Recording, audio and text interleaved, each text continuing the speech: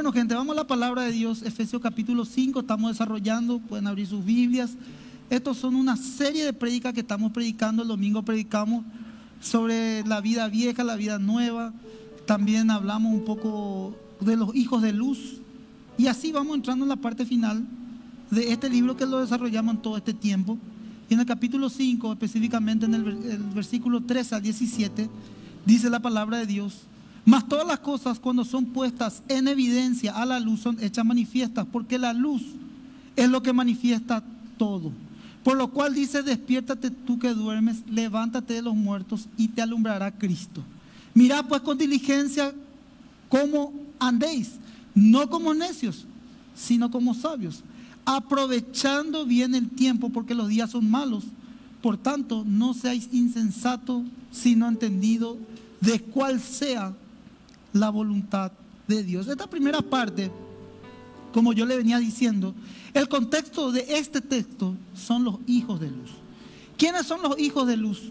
Los hijos de luz son aquellos que fueron transformados por medio del Espíritu Santo de una vieja manera de vivir, refiriéndose a las tinieblas, y la luz es la verdad, la transparencia, la pureza, que por medio de la palabra de Dios expone en secreto todos los pensamientos que nosotros tenemos.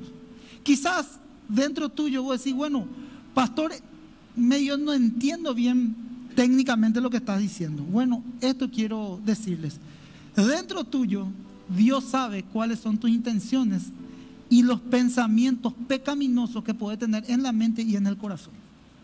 Todo lo sabe Dios. Por eso que dice: expone a la luz. ¿Qué hace la palabra de Dios? La palabra de Dios es predicada a la gente, a las personas. Al ser predicado, una persona que escucha la palabra de Dios automáticamente absorbe por medio de el Espíritu Santo la mente y el corazón, y empieza a mostrarte ahí por medio de su palabra las cosas que no están bien dentro tuyo. ¿Cómo actúa eso? La luz de su palabra, que expone los deseos pecaminosos de nuestra mente y nuestro corazón.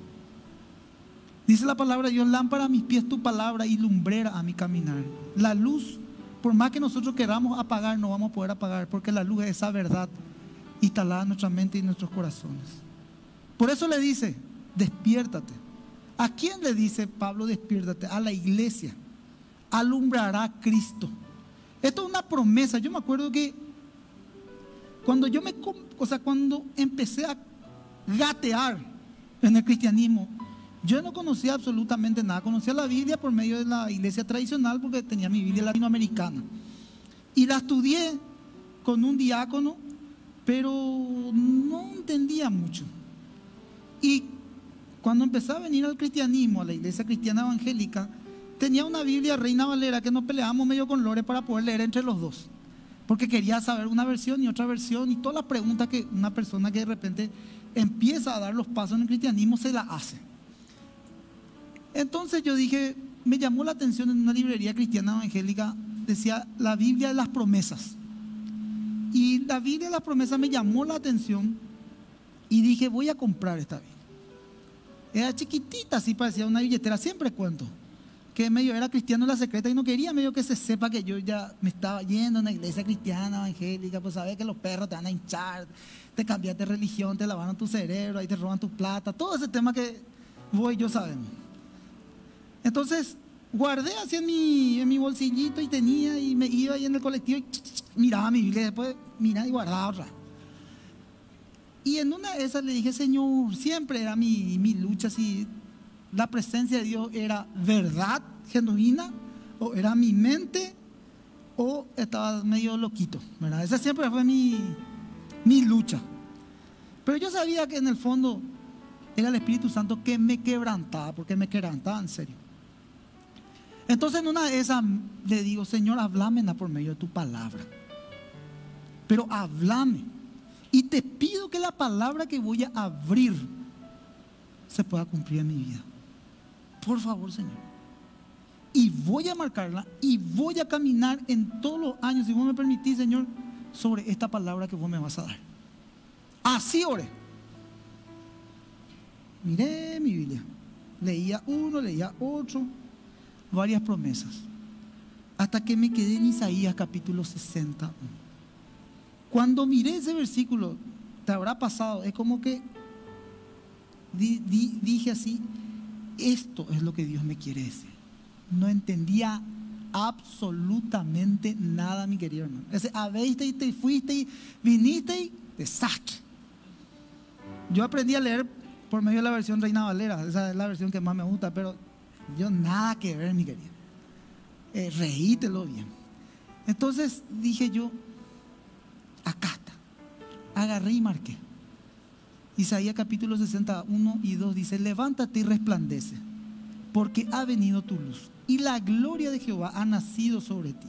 Porque he aquí que tinieblas cubrirán la tierra y oscuridad las naciones, mas sobre ti amanecerá Jehová y sobre ti será vista su gloria. ¿Yo qué voy a saber? Imagínate, pues, venía de no sé cómo te iba a decir, de no entender nada y no saber nada. Pero yo sabía que Dios me habló por medio de esa palabra. Esa fue una luz que iluminó mi vida por muchos años. Te digo así por fe, yo dije, esta es la palabra, y no entendía qué me estaba diciendo a mí el Señor. Pero caminé, ponerle que 2 o 3 años sin saber, pero creía lo que Dios decía sobre mí. Estaba lidiando con montones de áreas en mi vida no resueltas. No estaba firme en la fe. Pero decía, sobre ti será vista mi gloria, decía. Era una promesa que Dios me estaba dando. Las naciones, eso mi querido hermano, no sé. Ni a San Lorenzo me fui todavía. Las naciones. Pero Dios fue fiel. Y por muchos años esa palabra me sostuvo. Me sostuvo. Fue una luz en mi caminar esa palabra en Isaías capítulo 60. ¿Por qué te digo esto? Porque esto es lo que Pablo estaba diciendo a la iglesia: levántate, te va a alumbrar Cristo, te va a alumbrar. Lo que está diciendo Pablo a los Efesios es a tener cuidado de andar con diligencia, cuidadosamente, porque el necio vive apartado de Dios. Cuidar cada detalle de cada paso que vos vas dando. Separado de Dios nada podés hacer. Y la ociosidad va de la mano con la necedad. Por ello debemos andar con cuidado. O sea, el sinónimo de necio es ociosidad. Por eso es que tenemos que andar con cuidado en la mente y en el espíritu, aprovechando bien el tiempo. No es solamente aprovechando bien el tiempo en las actividades que nosotros debemos hacer, no, porque si no podemos entrar en el peligro del activismo. Lo que tenemos que aprovechar bien el tiempo es con nuestra comunión con Dios. Lo que te va a dar el resultado en tu vida espiritual es los tiempos que pasas a solas con Dios. ¿Cuánto es tu tiempo? ¿Cuánto de tu tiempo vos le das a Dios? Porque eso tiene que ver con el amor. Si vos decís, le amo a Dios, le amás a Dios, sí. ¿Querés estar todo el tiempo con Dios? Sí, pero no puedo, pastor, trabajo, tengo esto. Bueno, ¿sabes cómo es estar dándole el tiempo a Dios? En saber que Él está controlando de tu mente, en saber que Él está controlando tu corazón, en saber que Él está en control de todo, en saber que vos estás trabajando, cumpliendo con tus oficios, labores, profesiones, pero que Dios está dentro tuyo. Dios está cuidando constantemente.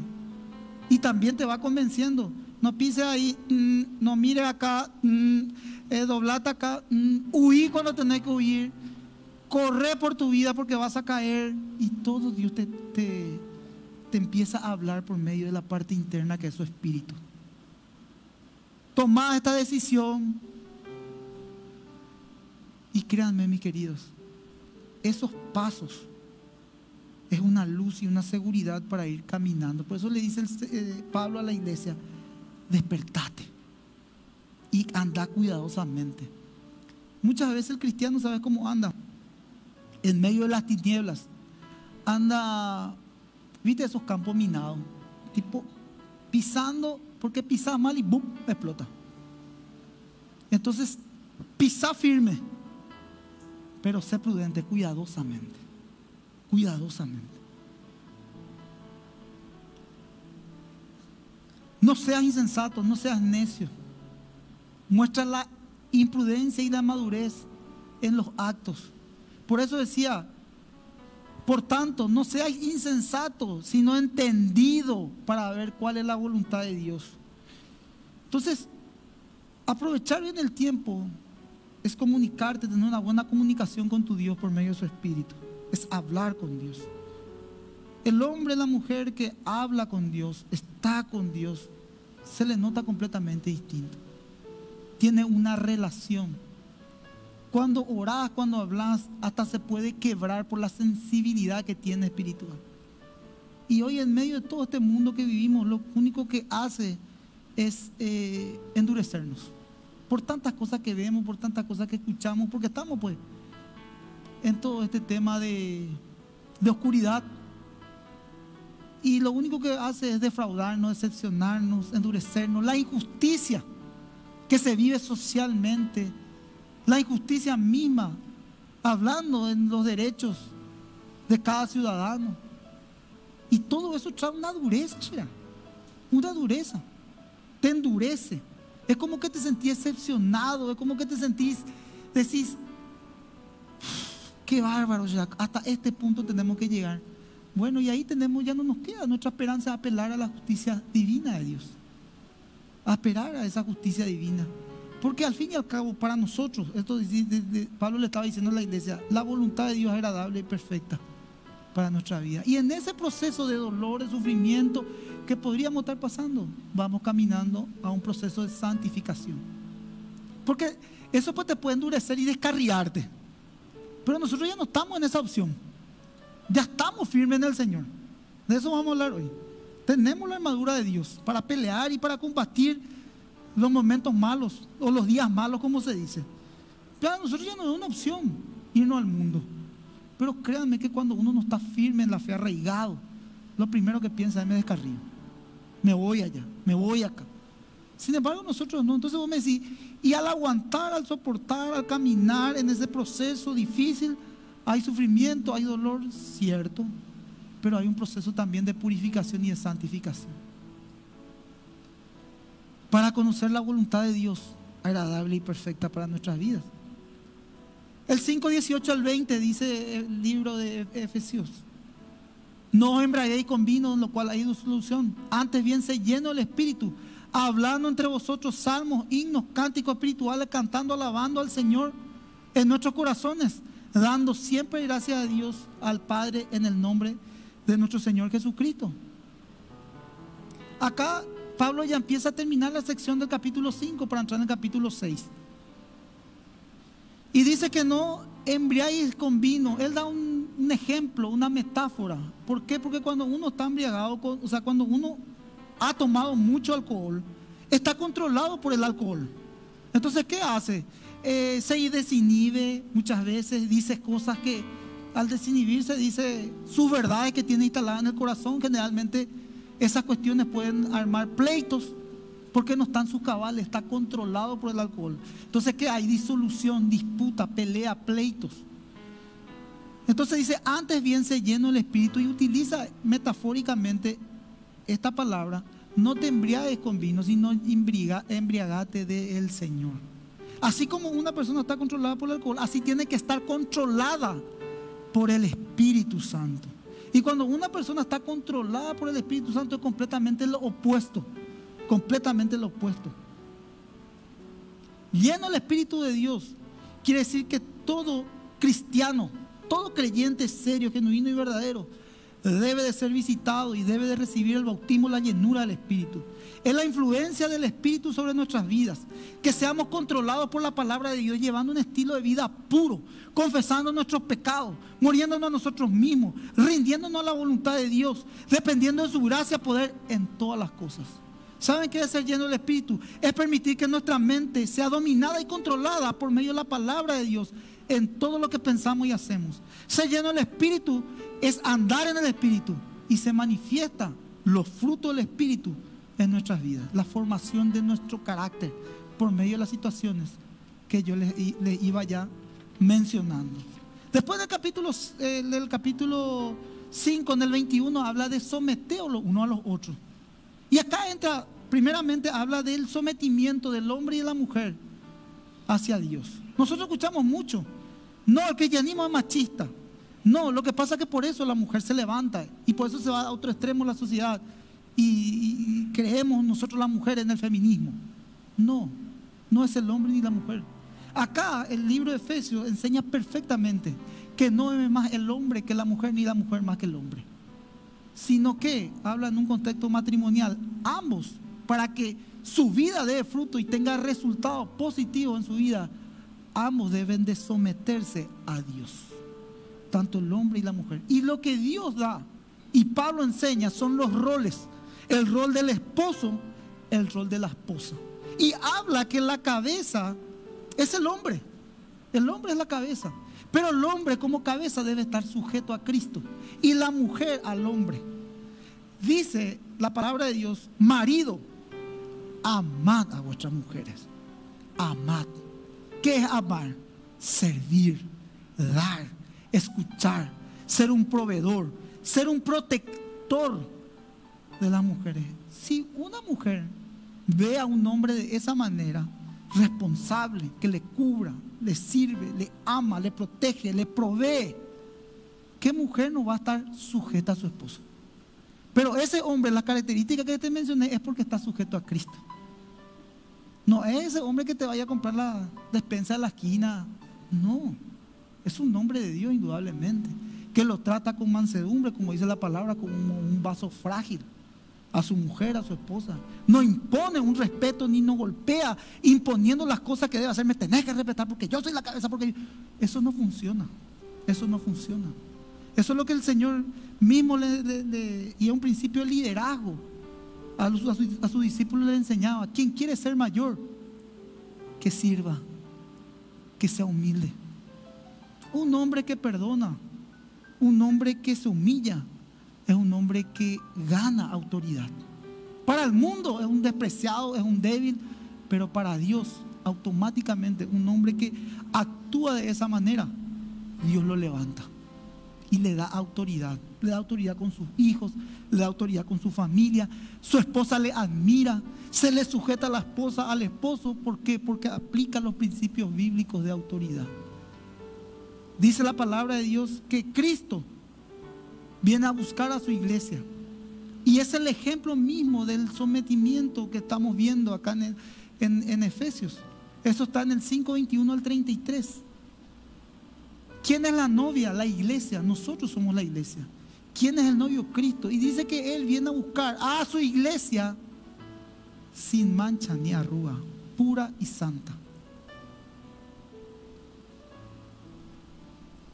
Los roles importantes, porque en los roles hay el orden, la bendición, experimentar la gracia de Dios en los matrimonios y dejarnos formar por la familia.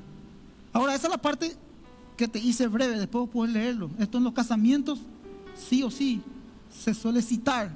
En los casamientos cristianos que a mí me toca dar, generalmente siempre toco los roles y le hablo al esposo y le hablo a la esposa para que se pueda cumplir los principios bíblicos y ser de bendición para su casa y familia. Ahora, también en esta parte de someterlos uno a los otros, también habla de la familia. Específicamente ya en el capítulo 6. En el 6 uno se refiere a la familia, a la obediencia de los hijos hacia los padres y también de los padres hacia los hijos. ¿Por qué? Porque dice la palabra de Dios que los padres no provoquemos también a ira a nuestros hijos. También tenemos responsabilidades. También hay un Dios, mi querido hermano, como yo le decía, la luz que alumbra todo, y hay un Dios que lo ve todo. En el capítulo 6 dice: vosotros padres, hijos, obedeced al Señor, vuestros padres, porque esto es justo. Honra a tu padre y a tu madre. O sea, un hijo debe honrar a su padre y a su madre. Es el primer mandamiento con promesa, para que te vaya bien y sea larga vida sobre la tierra. Eso yo le digo a los jóvenes. Pero cuando era chico, ya está, vamos a entregarle al Señor. Pero vos querés ser un hombre bendecido, una mujer bendecida. Sí, sí, pastor, te dice. Bueno, vamos a entrar en un proceso de sanidad. Vas a perdonar, porque vos querés ser bendecido y querés que te vaya bien y tener largos años de vida. Imagínate lo que es la promesa. Sí. Entonces empieza con el proceso de bendición. Esto lo dice la palabra de Dios. Por eso que no es fácil, porque esto es morir a tu yo. Esto es un sometimiento a la voluntad de Dios. Es una renuncia a toda injusticia que te pudieron haber provocado. Porque los padres tampoco no somos perfectos. Y muchas veces cometemos errores. Todo ser humano es imperfecto. La iglesia está en el proceso de perfección, sin mancha de errores, le decía. Pero la iglesia está llena de gente imperfecta, torcida, que se va enderezando por el camino. En el proceso vamos madurando. Así también es, mis queridos. Nosotros los padres también cometemos errores. Y también debemos entrar a cuentas con Dios. Por eso es que dice: vosotros padres, versículo 4, no provoquéis a ira a vuestros hijos, sino criarlo en la disciplina y amonestación por el Señor. Amonestación del Señor. Hebreo capítulo 12, ustedes conocen, específicamente habla de la disciplina. Dios al que ama, disciplina. Esa es su justicia. Entonces vos me decís, entonces, ¿cómo se aplica esto, pastor? De esta manera. Actuamos en desobediencia, pecamos. ¿Verdad que sí o sí hay una consecuencia en nuestro pecado? Hay una consecuencia, ¿verdad? Entonces, ¿por qué hay una consecuencia en nuestro pecado? Porque Dios es justo. Y sí o sí tenemos que pasar por ese proceso. Entonces, ya no quiero más pecar, pastor. Yo tampoco. Pero eso es porque Dios te ama. Entonces, vos cuando le disciplinas a tu hijo, le disciplinas porque le amas. Así es Dios con nosotros también. Eso es hacer prevalecer la justicia de Dios en cada una de nuestras vidas. Ahora, ¿qué ocurre también varias veces? Pecamos. Lógicamente, su palabra dice: el Señor es fiel y justo en perdonarnos. Y se aplica la gracia. De gracia recibiste, de gracia da también. Así como te perdonó y pasó por alto tu pecado, por gracia, así también vos debes de aplicar también la gracia. Porque si no, ¿qué va a pasar? Te vas a acordar del Señor. ¿Te acordás que vos pecaste y yo te apliqué la gracia? Sí. ¿Y te acordás aquel hermano, aquella situación, no con tu hijo y demás? Sí, me acuerdo. ¿Y por qué vos no aplicaste la gracia también si vos de gracia recibiste? Todo, hermano querido, todo vamos a tener que rendir cuenta. Entonces, mis queridos, acá vemos en este sometimiento que todos juntos hacemos la familia de Dios, tanto física como también espiritual, en el sometimiento a Dios. Vos me decís: pastor, yo soy la cabeza de la iglesia, yo soy responsable de la iglesia, la cabeza es Cristo. Entonces, la iglesia es del Señor. Cada uno de nosotros tenemos nuestras funciones. Ustedes, yo también con mi esposa, debemos de también, cuando ustedes se portan mal, disciplinarlo. Y vos me decís: ¿disciplinar por qué, pastor? Porque te amo. No te enojes que conmigo. Te voy a sacar el versículo, ya marqué. Bueno. En amor, gente, en amor. La exhortación en amor. Bueno, gente querido, Efesios 6, 10 al 20. La armadura de Dios. Por tanto, demás, hermanos míos, fortaleceos en el Señor y en el poder de su fuerza, vestidos de toda armadura de Dios, para que podáis estar firmes contra las hechanzas del diablo. Porque no tenemos lucha contra carne ni sangre, sino contra principados, contra potestades, contra gobernadores de las tinieblas de este siglo, contra huestes espirituales de maldad en las regiones celestes. Por tanto, tomad la armadura de Dios, para que podáis resistir el día malo, habiendo acabado todo, estar firme. Estad por firme, ceñidos vuestros lomos con la verdad y vestidos con la coraza de justicia y calzados los pies con el apresto del evangelio de la paz. Sobre todo, tomad el escudo de la fe, con la que podáis apagar todos los dardos de fuego del maligno, y tomad el yelmo de la salvación y la espada del Espíritu, que es la palabra de Dios, orando en todo tiempo con toda oración y súplica en el Espíritu, y velando en ello con toda perseverancia y súplica por todos los santos, y por mí, a fin de abrir mi boca y me sea dada para dar a conocer con denuedo el ministerio del evangelio, por lo cual soy embajador en cadenas, que con denuedo hable de él como debo de hablar. Acá termina el libro de Efesios y Pablo enseña sobre la guerra espiritual, de cómo combatir esta guerra. Por más de que Cristo ya nos haya dado la victoria, porque ya nos dio la victoria con la crucifixión, muerte y resurrección, los cristianos peleamos la batalla de la tentación. Y Pablo suministra a los santos la armadura para poder combatir y frustrar al enemigo. Por eso él decía al comienzo: fortaleceos en el Señor, en el poder de su fuerza. El poder del Señor, la fortaleza de su espíritu, es la verdad bíblica. Y esa verdad bíblica es la que te da la victoria. Vestido de la armadura indica la vestimenta del cristiano durante su vida, ante las acechanzas. ¿Qué son las acechanzas? Vamos a decir, las acechanzas del enemigo, ¿cómo podemos explicar, pastor? Son las maquinaciones y los engaños que se producen en nuestra mente y en nuestro corazón. Entonces, la armadura te protege de esa enseñanza. Son pecados ocultos, prácticas, falsa teología, falsa religión y atractivos del mundo, con los cuales lidiamos todos los cristianos.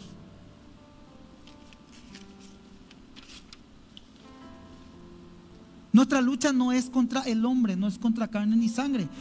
O sea, nuestra lucha no es contra una persona, no es contra una persona. Son en las religiones, en las regiones celestes. ¿Qué son las regiones celestes? Son los aires. La lucha se combate espiritual. Esto decía Malaquías, que ya no era con ejército ni con espada, sino con su Santo Espíritu.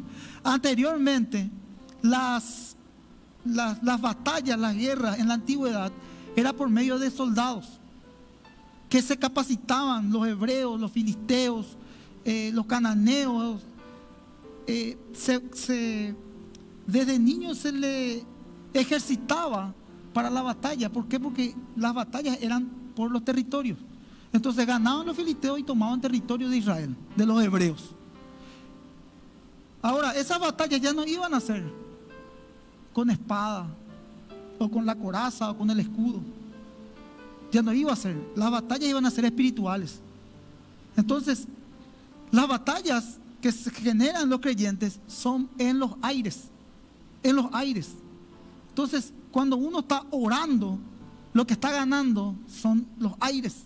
Cuando uno va y el Espíritu Santo está dentro de uno, porque dentro de un creyente, un cristiano, donde va, toma posesión del territorio espiritual. Anteriormente esta era mi casa. Mi casa será llamada casa de oración, como su casa también. No era una iglesia. ¿Por qué vino a ser iglesia? Porque ustedes, que son llenos de Dios y de su Espíritu, vinieron a pisar la planta de sus pies este lugar y santificaron este lugar. Entonces eso hace la presencia de Dios. ¿Cómo? Por medio de los aires. Los aires son ganados. Entonces eso está diciendo. Y la armadura de Dios, Pablo recalca la necesidad de que todo cristiano se apropie de la armadura espiritual mediante la obediencia a la palabra de Dios para resistir el día malo y habiendo acabado, estar firme. Esa es la meta.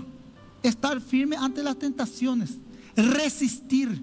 Dice también el libro de Santiago: resistir la tentación. Resistir al diablo y el diablo huirá de vosotros. O sea, decirle al que está a tu lado: resistí. Resistí. No cedas ante la tentación. No cedas. Por eso que Pablo insta 3 veces, vos podés mirar después en tu Biblia ahí: está firme, está firme, está firme. Por tercera vez el apóstol Pablo llama a los cristianos de Efesios a estar firmes, a que tomen una posición firme en la batalla espiritual contra Satanás y las huestes espirituales de maldad. Bueno, voy rapidito, ya termino. En la armadura de Dios. 5 minutitos y termino. La armadura de Dios, ¿en qué consiste? Punto 1, para los que están anotando: ceñido vuestros lomos con la verdad. ¿Qué es, pastor? Yo no entiendo mucho cómo ceñido nuestros lomos con la verdad. Es el cinto. Es el cinto. Los soldados anteriormente se apretaban bien, se iban a ir a la guerra a pelear y se apretaban con un cinturón fuerte. Entonces se afirmaban. Lo que está diciendo Pablo a los efesios es: ponete el cinturón y apretate fuerte el cinturón de la verdad. De la verdad. La verdad es un compromiso sincero de luchar y ganar sin hipocresía y con disciplina. No vaya a ser, literalmente así te voy a decir, y va a chocar un poco esto: no vaya a ser falso. Sé fiel con la verdad, que es su palabra de Dios, con la que es la palabra de Dios. Sé fiel con tu causa. Sé verdadero, sé genuino, sé genuina. No seas hipócrita. Eso es lo que Pablo está diciendo. Ponete ese cinto de la verdad, porque acá sí te vas a enfrentar contra cuestiones que van a desnudar tu misma vida. ¿Cuál es la coraza de justicia? La coraza de justicia viene a tapar los órganos vitales, el corazón, por ejemplo. La coraza de justicia es un chaleco. ¿Vieron que los soldados utilizan así, tipo esos chalecos que te cubren acá? Los soldados romanos. Bueno, la coraza de justicia es la protección de los órganos vitales del soldado. Un tipo de chaleco que te cubre de frente y atrás. ¿Cuál es la función espiritual de la coraza de justicia? Proteger tu corazón contra las acechanzas, contra las maquinaciones y contra los engaños. Proteger tu corazón. Esa es la función. A medida que los creyentes viven en verdad, en fidelidad, en obediencia, en comunión, el resultado del estilo de vida será la protección, y eso se va formando como una coraza de protección para tu vida. Los calzados de los pies del evangelio, los soldados utilizaban botas con clavo porque tenían que pelear firme. Si no tenían, se iban a resbalar. Eran arena, en desierto eran las peleas. Entonces usaban tipo como los muchachos usan su botín cambiable para jugar fútbol, para destrozar al contrario, los no creyentes. Entonces cuando se juega con pasto mojado, te quedas ahí porque justamente tiene el taco cambiable, ¿verdad? Y algunos cambian luego cuando van a jugar con otro equipo y ponen de metal. No sé por qué será. Bueno, así tipo esa referencia, ya que Mackenzie Barrio era una iglesia futbolística, entonces para que los muchachos están seguros que esa parte, ese se le quedó. Toda la prédica no se le quedó, esa parte se le quedó. Bueno, entonces usaban botas con clavos para pelear firmes, para poder ponerse firmes. Eso es lo calzado de los pies, es pisar con seguridad el campo de combate. Así se pisa en el plano espiritual también, firme, caminar paso a paso, firme en el evangelio, en la palabra de Dios. Eso nos da firmeza, fuerza, equilibrio y produce una estabilidad, paz. Porque tener una identidad, tener una convicción y vas pisando fuerte, vas pisando fuerte. Eso pasa en el campo natural, en el mundo. Vos mirás, por ejemplo, las películas, los pelotones anteriores, así de películas de guerra, y el sargento envía la orden y va a la primera línea de batalla, empiezan las estrategias para poder tomar posesión, ganar el territorio enemigo y capturarlo, ¿verdad? Sin embargo, en el campo espiritual no es así. En el campo espiritual, el líder, el que va a dar la orden, es el primero que tiene que ir a romper esa línea, para que después vengan los soldados, la comunidad de fe, y tome posesión de ese territorio. Es completamente distinto. Por eso que se dice: ponete el calzado del evangelio para que vos pises fuerte, rompas líneas y empieces a tomar posición, firmeza, fortaleza, equilibrio, y el resultado te da paz ante estas luchas que tenemos diariamente. El escudo de la fe es la confianza continua del creyente. El escudo de la fe. Esa confianza son en las promesas, como yo les decía. Me aferré a Isaías capítulo 60, es la promesa misma de Dios. Es necesario ser protegidos de la tentación y de toda clase de pecado. Tomar la alternativa correcta de la obediencia y el resultado de la bendición de Dios. En protección, te vas firme peleando. ¿Vos te das cuenta que atacan? Todavía nosotros no atacamos. Nosotros pisamos fuerte. Tenemos la defensa, pero todavía no atacó el creyente. Va resistiendo todos los ataques. Esa es la batalla. ¿Por qué te pones el escudo de la fe? Para apagar los dardos de fuego del maligno. Son las tentaciones lanzadas, la confusión, la duda que se quiere meter. Por eso es que es importante que todo cristiano tenga confianza en las promesas. Por ejemplo, qué sé yo, no vas a poder lograr, no vas a poder alcanzar esa meta y ese objetivo. Cierto, le decía a Satanás, no voy a poder yo, si yo soy súper débil, pero Cristo en mí va a poder. Entonces tus fuerzas no están en vos, Pero ¿qué vas a poder vos si sos esto, esto y esto? Cierto, no solamente de Satanás, soy más, soy esto, esto y esto. Pero al fin y al cabo, ese que te mencioné, murió. Ahora Cristo vive en mí, soy una nueva criatura. Así se combate esto, gente. Muchos dicen que el cristianismo es para débil. Te quiero hacer leer la armadura de Cristo. Estas batallas toman las valientes. Los valientes son así. Esas son apagar los fuegos del maligno. Dale la vuelta. La mentira por la verdad. Y la verdad es la que nos mantiene firmes, gente querida. Esto es una lucha, gente. Y yo sé que ustedes también, así como yo, por eso les doy mucha efusividad. Vivimos día a día peleándola. Pero acá tenemos la victoria por medio de la armadura de Cristo. Termino, el yelmo de la salvación es el casco que protege la cabeza. El objetivo de todo campo de batalla, vos vas a ver siempre, cuando van a apuntar, ¿dónde te apuntan? A la cabeza. A la cabeza, ¿el objetivo cuál es? La cabeza. Entonces, el yelmo de la salvación es el casco que protege la cabeza. El objetivo de todo campo de batalla es la cabeza. Satanás quiere destruir tu mente. Y el creyente muchas veces es confundido porque la duda, el desánimo lo visita. Y el casco de la salvación te da una protección segura. ¿Qué te da el casco de la salvación? Una identidad, que sos un hijo, una hija de Dios. Una convicción de que sos un creyente, que sos un hombre o una mujer en victoria. Eso hacen. Entonces te protege, que sos salvado y rescatado no por tus méritos, por la gracia de Dios. Hasta acá resistimos. Hasta acá estamos cubiertos, protegidos. Ahora, Pablo le dice a los efesios, una cosa más nos dio el Señor. Con esto termino. La espada, que es la palabra de Dios. La espada del Espíritu, que es la palabra de Dios. Es la única arma ofensiva de un soldado. La palabra de Dios es única. Es más poderosa que cualquier arma satánica. Destruye toda estrategia maligna. Corta todo lazo con el pecado. Es viva, es eficaz, es la verdad. Es aquella que penetra hasta partir los tuétanos. Esa es nuestra arma principal. Pero la palabra tiene que ir con la protección. Toda esa protección de la armadura tenés que vestirte, decía Pablo, para irte a la batalla espiritual. Orando en todo tiempo, termino.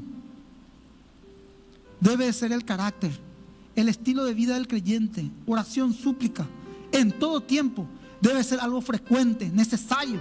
Es un aspecto de sumisión para llevarnos a la voluntad de Dios. Y Pablo, cerrando la carta a los Efesios, él mismo, el apóstol, pide oración en el versículo 19. No pide oración para su bienestar personal. Estaba en la cárcel.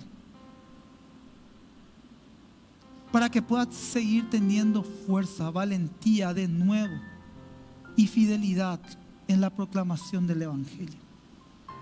Y se despide en el 6:23 diciendo: paz sea a todos paz sea a los hermanos y amor con fe de Dios Padre y del Señor Jesucristo. La gracia sea con todos los que aman al Señor Jesucristo con amor inalterable. Amén.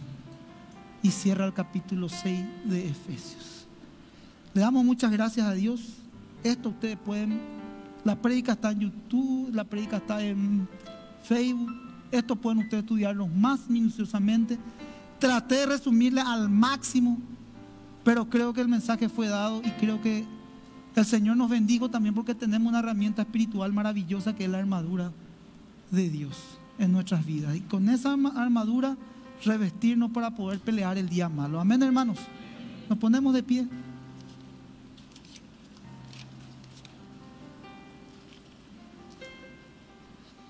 Bendito Padre, en el nombre de Jesús, quiero orar por este pueblo.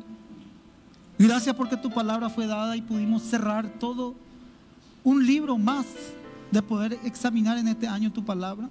Y nada más y nada menos que cerrar con esta armadura de Dios, que es la protección y también el ataque contra toda acechanza del maligno.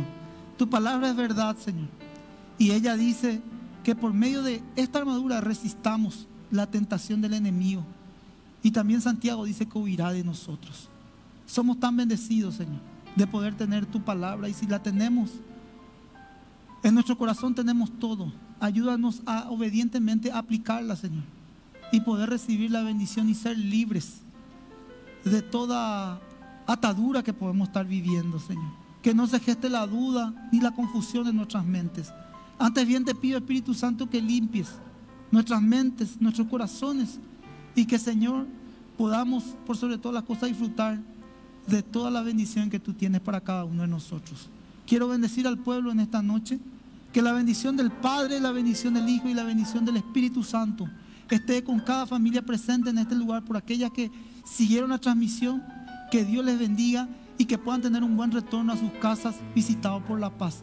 En el nombre poderoso de Jesús, amén y amén. Le damos un fuerte aplauso al Señor.